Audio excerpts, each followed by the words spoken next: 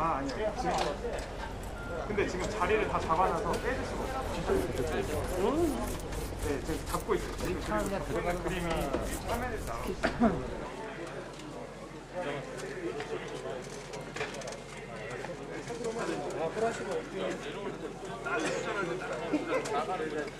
건이 사실상 조금 많았는데 어떻게 생각하시나요? 뭐 제가 변호사하면서 제일 주권이 많긴 했는데요.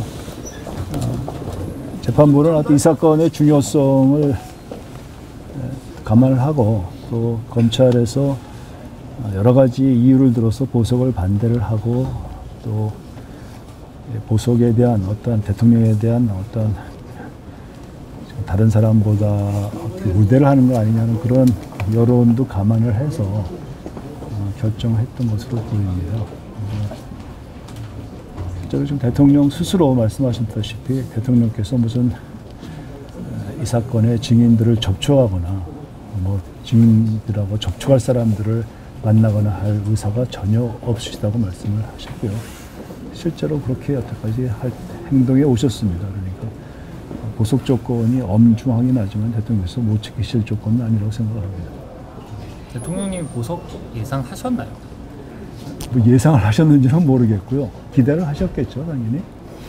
구속기한 만료가 병보석은 기각이 됐는데 그 부분에 대해서는 앞으로 어떻게 건강 문제 인정되지 않으신 거잖아요. 그러니까 지금 보석 우리나라 형사소송법상 보석이 무슨 병보석이 있고 따로 있고 뭐 이런 보석이 있고 한 게 없습니다. 모든 병에 관련된 것은 구속집행 정리나 구속 취소의 사유고요.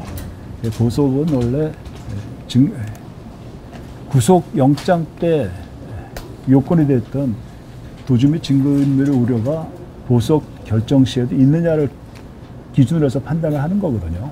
그러니까 재판부가 병보석을 허가하지 않는다는 것은 요새 언론에서 지금 뭐 태광에 이어진 회장이나 이런 걸 갖고 이제 여러 가지 문제점을 삼으니까 그래서 병 때문에 보석하는 건 아니다 이런 말씀을 하신 거겠죠. 한 달만 있으면 구속기한 만료되는데 네. 이에 대해서 재판부가 선택권을 준 거잖아요. 여기에 대해서 대통령께서 뭐라고 말씀하셨는지. 그러니까 지금 아까도 뭐 한 4월 8일에 있는 게 낫지 않느냐는 저한테 묻기도 하셨고요. 아까 나가는 도중에 4월 8일까지 있다 그냥 나가는 게 낫지 않느냐는 의견을 제시한 참모들도 있었습니다. 대통령께서는 지금 뭐 기본적으로 이번 보석 청구한 이유가 나는 더 이상 도주 및 증거인멸의 우려가 없다. 법이 인정한 형사법이 인정한 무죄 추정의 원칙에 의해서 소위 방어권을 보장해달라 이런 입장에서 지금 한 보석이기 때문에 그 주장에 받아들인 것으로 받아들이셔가지고 지금 가혹한 보석 조건이지만은 감수하자 이렇게 결정을 하신 겁니다. 보석 조건 변경 신청은 따로 계획 있으신가요? 아니, 그러니까 지금 아까도 뭐 재판부께 제가 여쭤봤습니다만은 지금 대통령께서 지금 가서 진찰을 받으실 사유가 한두 개 있습니다. 그건 가서 진찰을 받으셔야 되고요. 당연히 그 병원 가겠다는 보석 조건 허가 변경 신청을 내야 될 거고요. 지금 만나지 말라고 한 사람들 중에서 대통령의 결정을 받아야 되는 사유를 갖고 있는 사람들도 생깁니다. 그러니까 대통령이 구속되어 있는 동안에도 대통령 재단에서 어떤 이번에 예산을 이렇게 짰습니다 하는 부분이나 아니면은 지금 우리 대통령 사무실에서 예산 집행을 이렇게 하겠습니다고 하는 누구를 채용하겠습니다 이런 것은 다 대통령님의 가서 허가를 받았거든요. 그건 뭐 지금 나와서도 똑같이 받아야 되기 때문에 그런 일이 생길 때마다 보석 조건 허가 변경 신청을 할 겁니다. 보석금이 많이 올랐는데요. 그 부분은 어떻게 감당하실 수 있는 부분인가요? 뭐 감당을 할 수 보험증권으로 대치를 하도록 허가되었기 때문에 감당할 수 있을 거라고 생각이 듭니다. 조건 듣고는 흔쾌히 그냥 그, 하신 건가요? 아니 고민을 좀 하셨는지. 아니, 그러니까 처음에는 이거 약간 그러니까 나를 증거인멸을 할 우려가 있는 사람으로 인정을 하는 거냐라고 좀 그런 반응도 보이셨는데요. 실제로는 제가 뭐 그런 게 아니고 지금 재판부는 대통령일수록 그러니까 그렇게 오해 사는 일은 하지 않는 모범을 보여달라는 그런 뜻으로 조건을 가혹하게 한 거라고 이해를 해달라 하시는 게 좋겠다고 말씀을 드렸고 이해를 하셨습니다. 또 다른 말씀은 없으셨나요? 뭐 말할 수 있는 시간이 없었습니다. 앞으로 대응 방안 한 말씀만.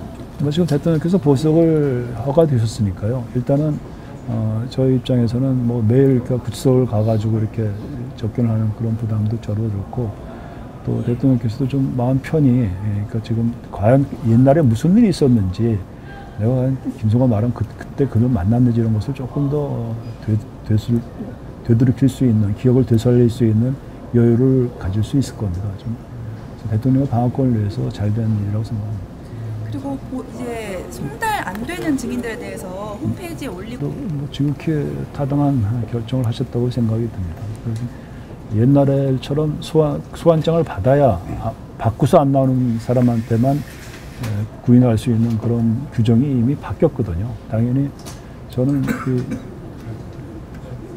문자 통지로서 문자 통지 바꾸서 안 나오는 경우에는 구인할 수 있다고 지난번에 주장을 했었는데 문자를 받는지 자체가 애매모호하다는 것이 지난번 재판부 얘기였고요. 이번 재판부에서도 그런 의문점을 해소하기 위해서 홈페이지 아주 홍보를 하고 당연히 볼 수 있는 상황을 만들고서 그래도 안 나오면은 구인할 수 있다 이렇게 판단을 하신 걸로 생각이 듭니다.